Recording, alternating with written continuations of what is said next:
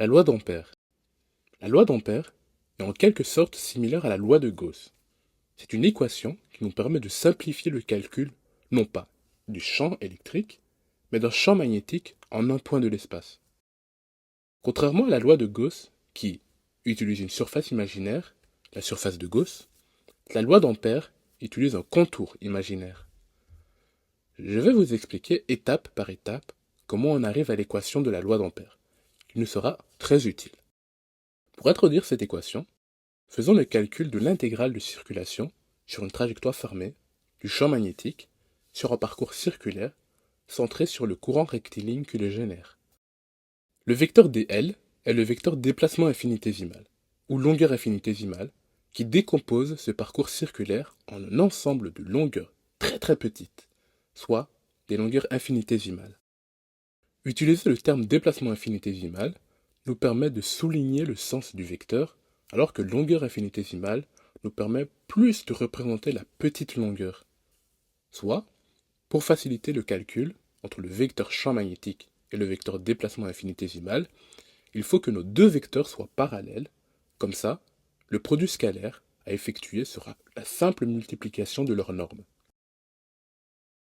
Le champ généré par un courant rectiligne possède cette orientation-ci, qui est la même que celle du vecteur longueur infinitésimale. La loi d'Ampère est utilisée afin de calculer le champ magnétique ayant une circulation possédant une certaine symétrie. Avant d'en dire plus, parlons de coordonnées cylindriques, qui nous permettront d'introduire le vecteur unitaire polaire. Le système de coordonnées cylindriques nous permet de repérer un point à partir de sa projection dans le plan XY. Sa position dans le plan XY, on va la repérer à partir de sa distance par rapport à l'origine du repère, distance radiale, et à partir d'un angle θ. Ensuite, on fait intervenir la composante en Z, nous permettant de donner la hauteur de notre élément. Mais vu que nous voulons également décrire le caractère vectoriel du vecteur situé au point donné, par les coordonnées cylindriques, on utilise les vecteurs unitaires suivants, un R, un θ et un Z. Le vecteur unitaire 1θ est le vecteur unitaire polaire. C'est le vecteur donné lorsqu'on fait varier seulement le θ. Soit, lorsque je fais augmenter θ, c'est-à-dire l'angle, je vais dans cette direction et ce sens-là. Le champ magnétique a la même direction que le vecteur unitaire 1θ. Le vecteur unitaire 1R est le vecteur unitaire radial. C'est la direction qu'on va avoir en faisant seulement varier la composante R. Ainsi, calculons le produit scalaire entre le champ et le déplacement infinitésimal. On a ainsi ce développement mathématique.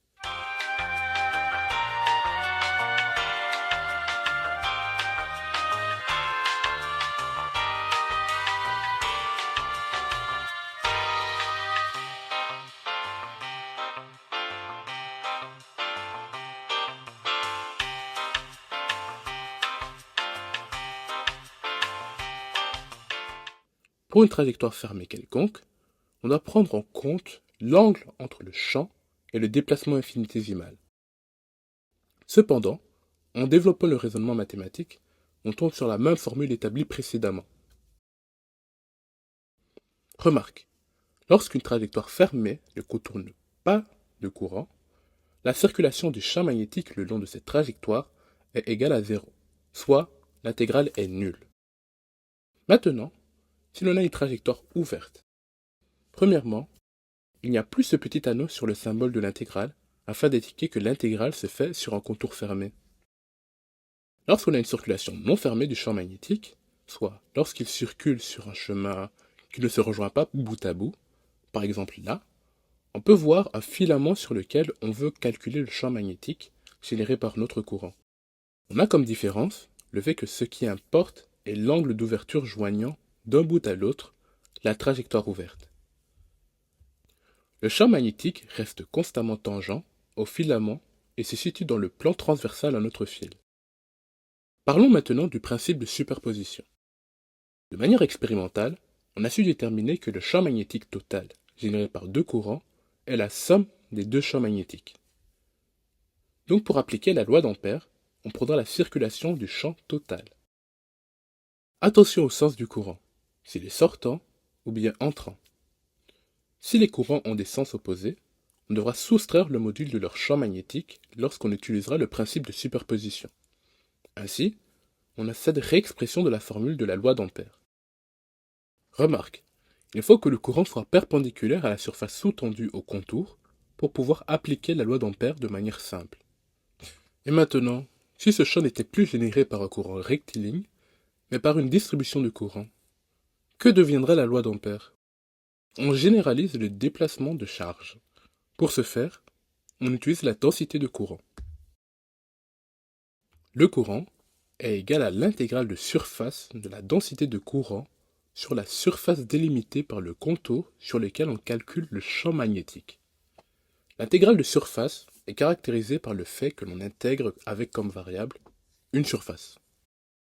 Le petit SC sous l'intégrale, à droite, représente la surface sous-tendue au contour C. On voit que la surface infinitésimale possède un caractère vectoriel.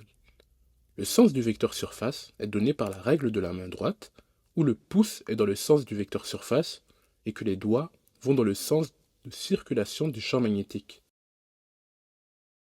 Un côté pratique de la loi d'Ampère, c'est qu'elle nous permet de calculer le module du champ magnétique généré par une paroi de courant. Pour que cela fonctionne correctement, on va prendre une échelle qui va nous permettre de considérer la paroi comme ayant une extension infinie afin de négliger les effets de bord. On va également prendre en compte le principe de superposition du champ magnétique. Ce qu'on va faire, c'est décomposer la paroi en éléments que l'on connaît, c'est-à-dire des fils rectilignes, arbitrairement longs et minces, parcourus par un courant. Soit, on connaît la circulation du champ généré par un fil rectiligne. Ainsi, on va sélectionner un point de calcul du champ magnétique assez près de la paroi pour pouvoir toujours considérer la paroi comme étant d'extension infinie.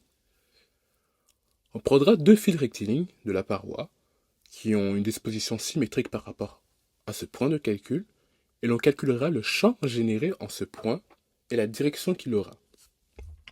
De la même manière que l'on a fait pour le principe de superposition.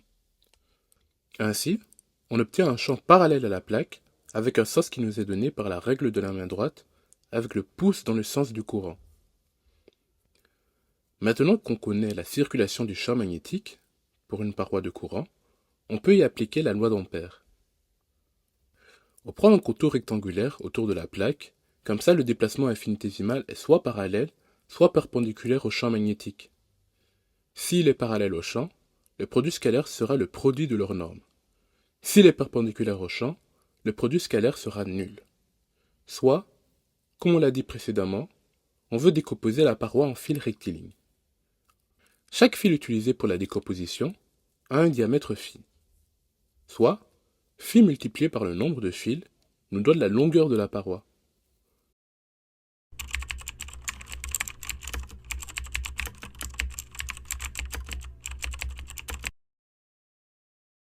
De plus, si la paroi est parcourue par un courant I, chaque fil est parcouru par un courant I0, soit N multiplié par I0 vaut le courant total traversant la paroi. Par conséquent, en substituant les informations trouvées dans la loi d'Ampère, on obtient cette nouvelle équation.